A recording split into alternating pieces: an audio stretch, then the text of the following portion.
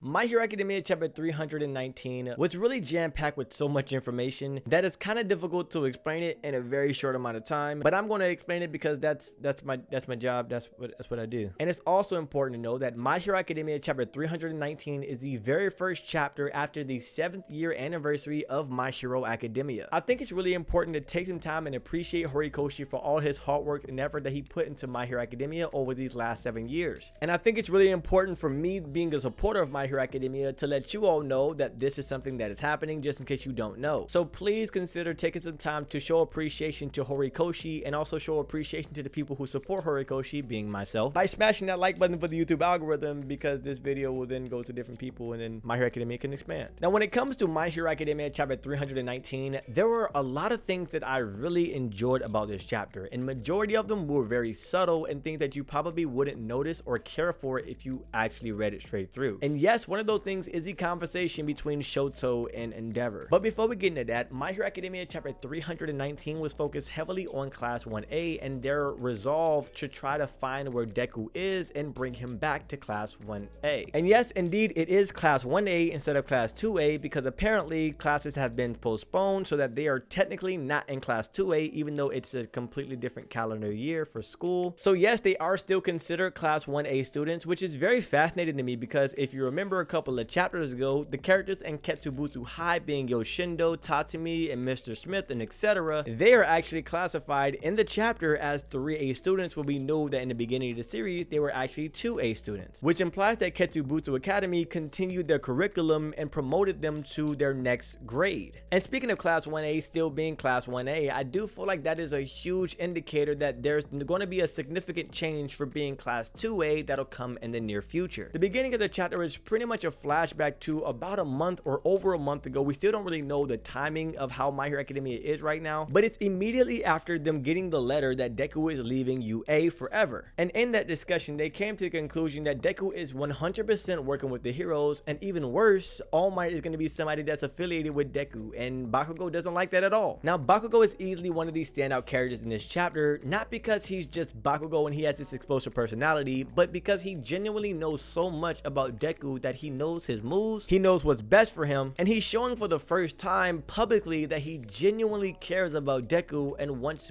good for him. And I think it's really beautiful and admirable to see the changes that Bakugo has done throughout this entire series up until this particular point in time. He was mentioning that no one, not even Endeavor, Hawks, Best Genius, or anyone, knows All Might and Deku more and better than him, and that the combination between All Might and Deku is a bad one, because both of them are just as stubborn as each other, and All Might would never be able to truly stop Deku from doing what he's doing, because he's doing exactly what All Might did to become the symbol of peace, which is always work, never caring about himself, always saying that he's okay even though he's not okay, and just trying to save people with a smile. That stubborn mentality that is the reason why Deku is in the current situation that he's in is what Bakugo already knew would happen to Deku if he was left to his own agenda. So now comes the plan to find out where Deku is and bring him back so that they can try to do something. And I really love the way that they came up with the plan to find out where Deku was. And it's even more interesting that Ochako was the one that came up with the plan in the first place. So the plan that Ochako came up with had to do with the fact that Endeavor used to be an alumni of UA. So Class 1A had a discussion with Principal Nezu and had Principal Nezu contact Endeavor to come to talk to him, in which in that encounter Class 1A will be inside of the room, so it felt like Endeavor was tricked. And that was actually a brilliant plan that I feel like is very much realistic, and it's not something like they just found Deku in the air and saw him and decided to come and try to save him. And in fact, this is very tactical of Class 1A, and it doesn't put them in a position to where they have to do anything more than they are currently asked to do. Now from here, things get really emotional in some cases and serious in others. The conversation that Class 1A had with Endeavor, and more specifically Shoto and Bakugo's part, were really heavy hitters on what it truly means for Deku to be out and how it affects Class 1A as a whole. Now of course, I do love the fact that Shoto does mention Toya in this entire situation, which shows me that he's okay with letting everybody know, and it shows me that everyone knows about the Toya situation. But the thing that made me love his conversation with Endeavor even more so was his tone and how he responded and acted towards Endeavor in regards to Deku and his status. He actually used the Toya situation and saying, were we not supposed to take down Toya together, as a leeway to what he actually wanted to say about Deku, which is that Deku should not be an exception to any rules when it comes to how Endeavor is looking at saving people. And that instead of looking at Deku as somebody that should be saved, Endeavor is looking at Deku as somebody who is a catalyst to save others. However, in that journey of Deku being this catalyst of saving so many people because of One for All and All for One, Endeavor is forgetting the fact that one, he's 16 years old and he's running himself into the ground. And instead of implying effort on and stopping him from doing what he's doing, he's just allowing him and All Might to do whatever it is that they want to do. And Shoto letting Endeavor know that this is not the move. This is not a good thing. It's really good. But what's even better, or at least to me, because I just like My Hero Academia, and again, these are the subtle things that I enjoy about the story, is when Bakugo intervened by touching Shoto on the shoulder and continue on with the conversation saying, you don't know anything about Deku. He's stubborn, he's hard-headed, and he would do anything just to save people. The reason why I love that scene so much is because it shows the humility of Bakugo's character. It shows how much he truly cares and understands who Deku really is. And it also shows how his relationship has grown with the other members in Class 1A because they all have a uniformed idea on one singular topic: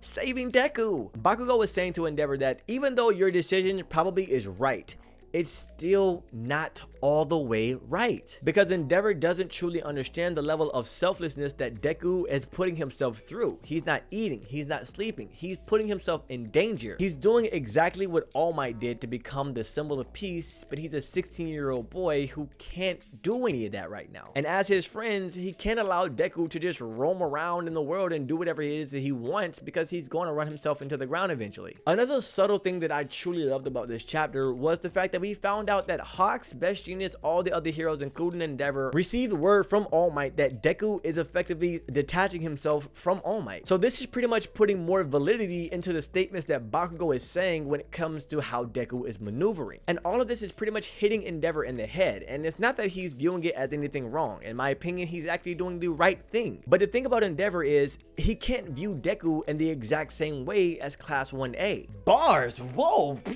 Instead, he has to look at Deku as somebody who is higher than what he genuinely is, because Endeavor has to look out for the entire Hero Society, whereas Class 1A are not burdened by the fact that they have to look out for Hero Society and all they care about is their friend. So Endeavor is looking at Deku as somebody who can affect Hero Society, and Class 1A is looking at Deku as their friend. And I think that's just so freaking beautiful. And another beautiful thing that I see in this chapter is the fact that Endeavor says no words in this entire altercation. He sits back and accepts everything that he's been hearing from the students in Class 1A, already knowing that they are correct and he's not trying to go against them at all. And it's something about when Sero asked if the phone that he had was the GPS for Deku, and Endeavor just threw the phone in the air and had Class 1A catch it so that they can use that device, and he's not the person that told them to actually go catch Deku. It's something about that that just moved me. It made me care a little bit more about Class 1A than I otherwise did. And especially when you have characters like Ida, who is the class representative for Class 1A, and this is beautiful that he said this, saying that they, the members of Class 1A, will follow Deku wherever he goes, and that how should any of them be able to smile when their friend is going through so much turmoil by himself. Gosh, I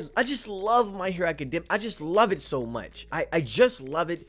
And 7 years it got to this. I love it. Now, of course, based on all that stuff, the main question is, well, what would happen if Deku comes back? How would this affect everybody that's inside of UA? Because we have evacuees, we have civilians that are in that area, and if Deku is brought back there, then All for One is going to bring all the villains into UA, and that's going to put a lot of people in danger. Well, apparently Principal Nezu has something up his sleeve ever since the school festival, where they created what is called the UA security barrier that will help them when it comes to separating the civilians and Deku wherever it is that he's stored. And with that, Class 1A can effectively bring Deku back home and protect him for whatever it is that they're trying to protect him from. And I'm not gonna lie, that could easily set up future things in the story of My Hero Academia that I'm going to talk about in external videos. Now, of course, the best part of the chapter, and as you can tell right now, I love this chapter, like it's amazing. But the best part of the chapter had to be Bakugo talking to Deku. We come back to the present time, that's directly after the events of My Hero Academia chapter 318. And all the class Class 1A students are there trying to help the citizens that are around and bring Deku back home. The saddest part about this chapter is when Deku asks why are they there, and Ochako responds, because we're worried about you. How Horikoshi has been drawing Deku over these last couple of chapters has been marvelous, but it's still so sad seeing Deku on the ground looking confused, depressed, and alone, and still trying to convince his peers that he's okay. And then Bakugo comes in mocking Deku as he's on the ground looking depressed. He's looking down and out. And I'm not gonna lie, when he said, "So after this, can you still keep smiling?" I